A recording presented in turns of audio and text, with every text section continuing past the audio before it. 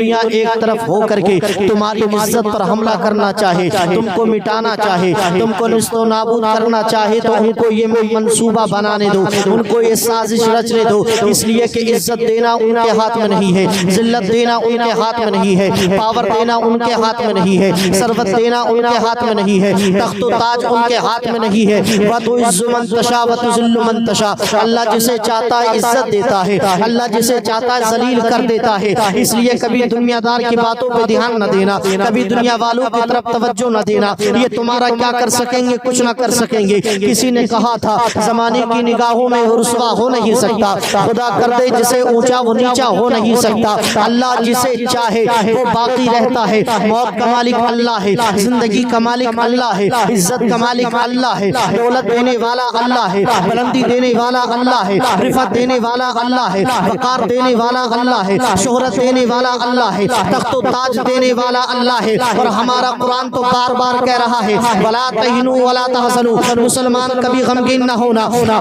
مسلمان کبھی پریشان مت ہونا، اس لیے کہ دنیا کے تختوں کو تاج دیکھ کر، دنیا کی دولت دیکھ کر اور دنیا کے حکمرانوں کو دیکھ کر کے کبھی اپنے آپ کو کم مت سمجھنا۔ وَأَنْتُمُ الْأَعْلَوْنَ، اللہ نے بلندی مسلمان کے لیے رکھی ہے، اللہ نے عزت مسلمان کے لیے رکھی ہے، اللہ نے وقار مسلمان کے لیے رکھا ہے۔ لیکن سوال یہ پیدا ہوتا ہے جب وقار مسلمان کے لیے ہے تو آج مسلمان کو وقار ملتا کیوں نہیں؟ اگر عزت مسلمان کے لیے ہے تو آج دنیا میں مسلمان اتنا جناب والا مجروح کیوں ہو چکا ہے؟ اس کی عزتوں پر اتنا حملہ کیوں کیا جاتا ہے؟ اور اسی کی عزت کیوں آج مسلمان کی عزت پر بھی حملہ کیا جاتا ہے، اس کے نبی کی عزت پر بھی حملہ کیا جاتا ہے، ہمارے آقا کی شان میں بھی گستاخیاں کی جاتی ہے، ہماری مسجدوں پر بھی حملہ کیا جاتا ہے۔ اب تو مسجد اقصی تک پر لوگ دن اور رات حملہ کرنے میں لگے ہوئے ہیں۔ جب عزت، بلندی، دولت اور شہرت، وقار، سرخروش سب کچھ ہمارے لیے تھا تو پھر یہ حالات کیوں بدل گئے؟ تو رب کا قرآن آگے فرماتا ہے وَأَنْتُمُ الْأَعْلَوْنَ، ہاں بلندی تمہارے لیے ہی تھی،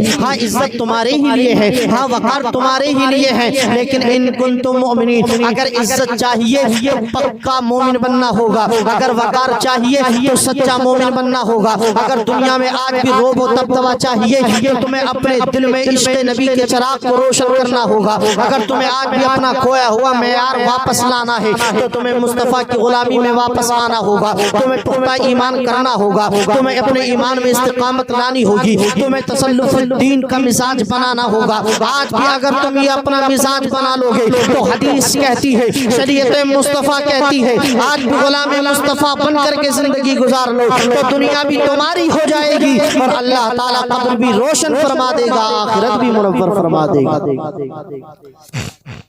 اس لیے میرے دوستو اگر آج بھی عزت چاہیے تو ہمیں سرکار کی طرف لوٹ کر کے جانا ہوگا، ہمیں مصطفیٰ کی طرف رجوع کرنا ہوگا۔ نہ سدھرو گے تو مٹ جاؤ گے اے ہندی مسلمانوں، ہماری داستان تک بھی نہ ہوگی داستانوں میں۔ آج مسلمانوں کا حال یہ ہے، ایک بھائی بھائی کا نہ رہا، ایک پڑوسی پڑوسی کا نہ رہا، ایک دوست دوست کا نہ رہا، ایک قریبی قریبی رشتہ دار کا نہ رہا۔ جناب والا اب تو مقتدی امام کے نہ رہے، مقتدی امام کی مخالفت پر اتر گئے، ایک دوسرے کی مخالفت میں جڑے ہوئے ہیں۔ آج انتشار اتنا بڑھ گیا، آج انتشار بڑھ گیا، آج حالات ایسے بن چکے ہیں، آج ایک مسلمان اپنے دکھ سے اتنا پریشان نہیں ہے جتنا ایک پڑوسی کے سکھ سے پریشان ہے۔ حالانکہ اللہ فرماتا ہے وَاعْتَصِمُوا بِحَبْلِ اللَّهِ جَمِيعًا وَلَا تَفَرَّقُوا، اللہ کی رسی کو مضبوطی سے پکڑ لو، سب مل کر کے پکڑو، فرقے بازی نہ کرو۔ جس کا عقیدہ درست ہے انما المؤمنون اخوہ، جس کا ایمان اچھا ہے وہ تمہارا بھائی ہے، جس کا عقیدہ درست ہے وہ تمہارا بھائی ہے، جس کی فکر اچھی ہے وہ تمہارا بھائی ہے۔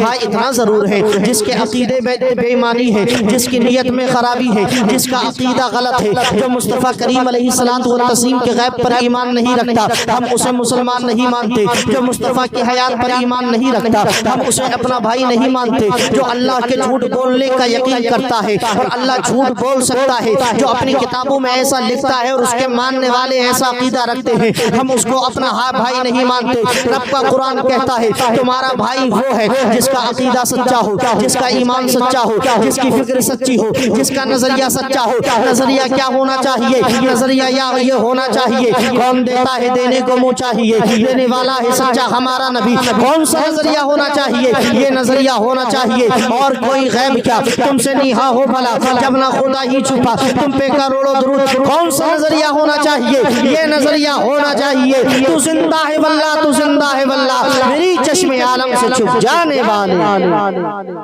یہ نظریہ، یہ فکر، یہ سوچ ہونی چاہیے جس کی یہ نظریہ ہو، جس کا یہ فکر ہو، وہ ہمارا بھائی ہے، وہ ہمارا ایمانی بھائی ہے، ہم اس کو اپنے سر پر بٹھاتے ہیں۔ اور آج کے دور میں جو مسلک اعلیٰ حضرت فاضل بریلوی علیہ الرحمت والرضوان کی رسی کو مضبوطی سے پکڑے ہوئے ہے اور مسلک اعلیٰ حضرت پر چل رہا ہے اور مسلک اعلیٰ حضرت کو مان رہا ہے، اس کو فالو کر رہا ہے، اس لیے کہ مسلک اعلیٰ حضرت کوئی نیا مسلک نہیں ہے، یہ تو وہی مسلک ہے جو امام اعظم کا مسلک ہے۔ اللہ اکبر، سرکار اعلیٰ حضرت نے اپنی طرف سے کوئی اپنی بات نہیں کہی ہے، بلکہ قرآن و حدیث کے پیغام کو ہم تک پہنچایا ہے، صحابہ کرام کے پیغام کو ہم تک پہنچایا ہے، ائمہ مجتہدین کی محبت ہم تک پہنچائی ہے، اولیاء کاملین کی محبت ہم تک پہنچائی ہے۔ اعلیٰ حضرت سرکار نے کوئی نیا عقیدہ نہیں دیا ہے، بلکہ وہی عقیدہ ہمیں دیا جو سرکار ابو بکر صدیق کا عقیدہ ہے، جو حضرت عمر کا عقیدہ ہے، جو حضرت عثمان کا عقیدہ ہے، جو حضرت علی کا عقیدہ ہے،